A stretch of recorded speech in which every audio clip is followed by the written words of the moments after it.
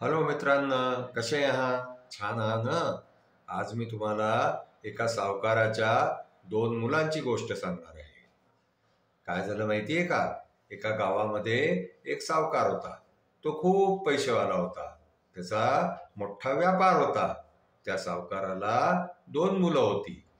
तो सावकार जो होता ना, तो आपल्या लहान मुलाला खूप प्रेम करायचा. आणखी तो जे मागेल ते त्याला द्यायचा. त्याचे खूप लाड करायचा. आणखी त्याला कोणत्याही गोष्टीसाठी कमी पडू देत नव्हता. आणखी मोठ्या मुलाला जे आहे ना, तो मुळीच लाड नव्हता करत. मोठ्या मुलाला नेहमी डिसिप्लिन मध्ये ठेवायचा. आणखी मोठ्या मुलाने काहीही मागितलं की त्याला तो ते देत नव्हता. अशा प्रकारे जे आहे ना, तो आपल्या दोन्ही मुलांमध्ये, मोठ्या आणि छोट्या मुलांमध्ये भेदभाव करायचा. आणखीन अशा प्रकारे जे आहे ते हळूहळू ती पोरं मोठी झाली. आता काय झालं की लहान मुलगा जो आहे त्याला जे मागितलं ते मिळत राहायचं. त्याच्यामुळे तो मुलगा झाला आळशी. आणखीन मोठा मुलगा जो आहे ना, त्याला मेहनत करायची सवय लागली. आणखीन तो खूपच मेहनती आणखीन हुशार झाला. आता काय झालं की सावकार जेव्हा म्हातारा झाला तर त्यांनी काय केलं माहितीये का? आपला व्यवसाय जो होता ना त्याचा, तो त्यांनी दोन्ही मुलांमध्ये वाटून दिला. आता इथे सुद्धा जे आहे ना, सावकारांनी भेदभाव केला. सावकारांनी काय केलं की कमी हिस्सा जो आहे तो मोठ्या मुलाला दिला आणि जास्ती हिस्सा जो आहे तो छोट्या मुलाला दिला. आता काही वर्षांनी काय झालं की दोघही मुलं जे आहे ते व्यवसाय करता करता मोठ्या भावानी जे आहे ना, मोठ्या मुलांनी त्यांनी आपला व्यवसाय मेहनत करून खूप वाढवला. आणखीन तो खूप पैसेवाला झाला. आणखीन छोटा मुलगा जो आहे ना, तो आळशी होता.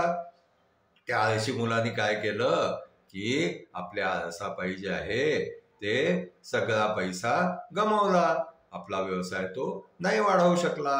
अशा प्रकारे एक दिवस जे आहे ते मोठ्या भावाचा व्यवसाय खूप मोठा झाला आणि छोट्या भावाचा व्यवसाय संपून गेला.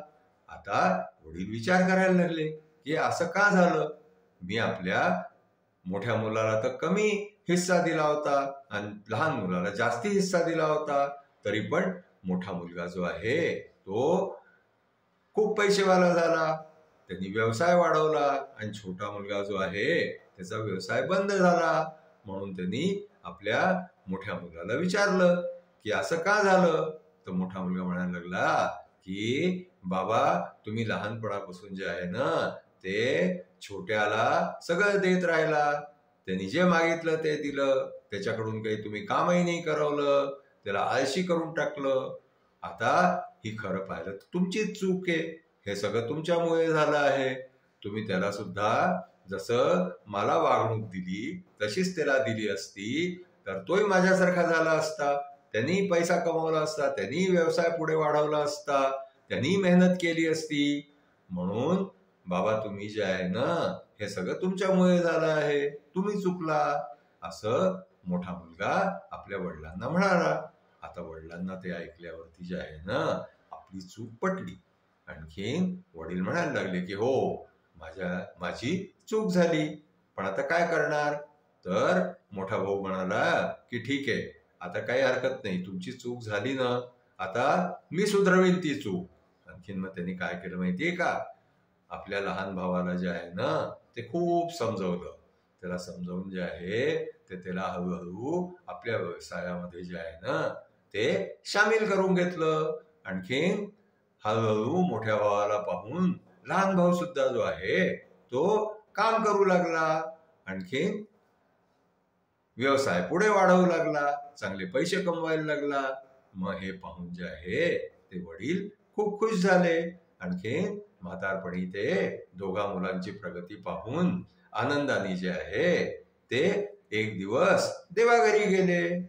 आपली आजची गोष्ट जी आहे ना ती इथेच संपली.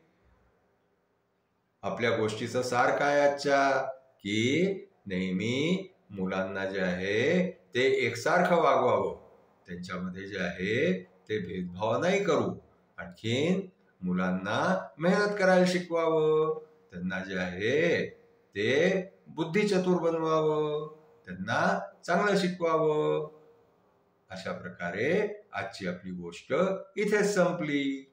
आता जे आहे तुम्हाला आमची गोष्ट आवडली असल्यास तुम्ही आमच्या गोष्टीला लाईक करा, शेअर करा, सबस्क्राईब करा. थँक्यू.